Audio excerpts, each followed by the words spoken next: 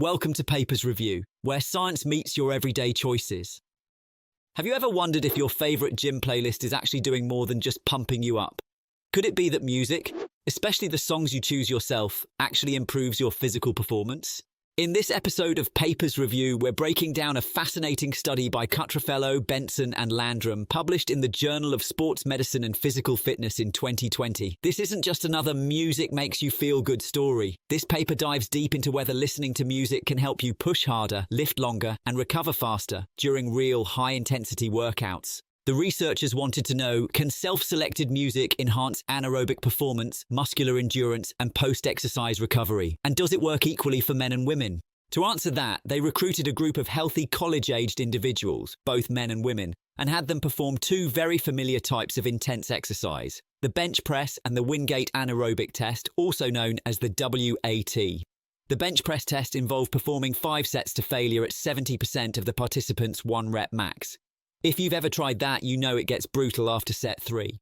The WAT, on the other hand, is a 30-second all-out sprint on a cycle ergometer. It's one of the gold standards for testing anaerobic power. Pure suffering, but very effective for research. Now here's where it gets interesting. Each participant did these tests twice, once while listening to their favourite music, and once in silence. The researchers measured total work output, peak power, the number of reps performed in the bench press, and even how fast the participants' heart rate came down after the Wingate test. So, what happened? Let's start with total work in the Wingate test. With music, participants averaged over 16,000 kilojoules of total work. Without music, that number dropped to just over 15,000. That's a 7% increase, statistically significant, with a p-value of 0.024. And what about peak power during that same 30-second all-out sprint? Music helped there too. Peak power increased by about 7.7% when participants had their favourite tunes playing in their ears. That's not a small change. We're talking about jumping from roughly 41 watts to nearly 45. In the context of short, explosive movements, that kind of increase could mean the difference between a personal best and just an average day. Moving on to the bench press results, the findings were just as compelling. When participants listened to their preferred music, they completed more reps overall. To be precise, the average number of reps across all 5 sets was 41.7 with music. Without music, it dropped to 38.3. That's nearly a 9% increase in endurance, achieved simply by letting people listen to songs that motivated them. But perhaps the most intriguing result came from what happened after the exercise. Specifically, the researchers looked at heart rate recovery following the Wingate test. This matters because a faster return to baseline heart rate is often linked to better conditioning and faster recovery between bouts. With music, participants' heart rates return to baseline about. That may not sound like much, but in high-intensity training or competitive settings, shaving even 30 seconds off your recovery time can be a game-changer.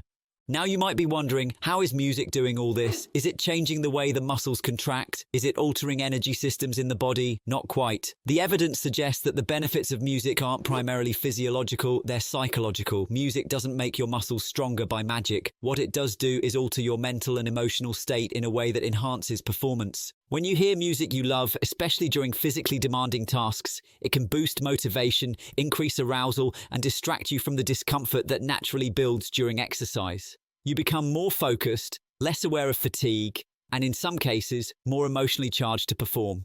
It's similar to the way a powerful speech or a charged atmosphere can push athletes to do more than they thought possible. And importantly, the study found no significant differences between men and women in any of these effects. That means these psychological benefits of music appear to work similarly across genders, at least in the context of high-intensity anaerobic work. These results don't stand alone. Other studies have explored the effects of music on anaerobic and resistance performance, with mixed but informative outcomes. For instance, one study by Atan in 2013 looked at music tempo during sprints and Wingate tests. Participants listened to fast music, slow music, or no music at all. Interestingly, there were no statistically significant differences in performance, heart rate, or lactate levels. That suggests tempo alone might not be the secret. It's the personal connection to the music that makes the difference. A more relevant comparison comes from Ballman and colleagues in 2021. Their study found that preferred music, not just any music, improved motivation and repetition count in resistance training. In other words, the songs that you pick matter more than something chosen at random or designed to be generically high energy. And in a recent 2025 study by Cavagioni and colleagues, researchers tested athletes during sprint protocols. While power outputs didn't significantly change, motivation scores went up when athletes trained with their favorite music. Once again, the consistent theme is this: psychological benefits first, physical output second. So what does this mean for your own training? If you're working through a heavy bench session, pushing hard on the bike, or even grinding through interval sprints, playing your favorite tracks might help you squeeze out a few more reps or maintain power just a little longer. It won't turn you into a superhero, but it could give you that extra nudge when you need it most. From a programming perspective, it's simple. Bring in music during workouts that demand high motivation or mental stamina. This could be your high-rep strength sets, anaerobic intervals, or even burnout finishers. Avoid relying on music as a crutch during skill work or sessions where internal focus is more important than distraction. Ultimately, the study from Cutraffello and colleagues gives us solid evidence. Listening to your own music during intense anaerobic efforts improves performance by about 8%, helps you recover faster, and applies equally to men and women. But the reason it works isn't because your muscles suddenly become more efficient. It works because you become more engaged, more energized, and more willing to suffer just a little longer. So next time you hit the gym, don't just press play. Pick a song that fires you up. Let it carry you through the grind. Because as this research shows, what you hear might just influence what you lift. This has been Papers Review. If this breakdown helped you understand your training a little better, consider subscribing for more science-backed reviews. And if there's a question that's been on your mind, something about fitness, recovery, nutrition, or performance, leave it in the comments. I'll find the most relevant scientific paper and break it down in a future episode. Let's turn your curiosity into knowledge. And as always, stay strong, stay curious,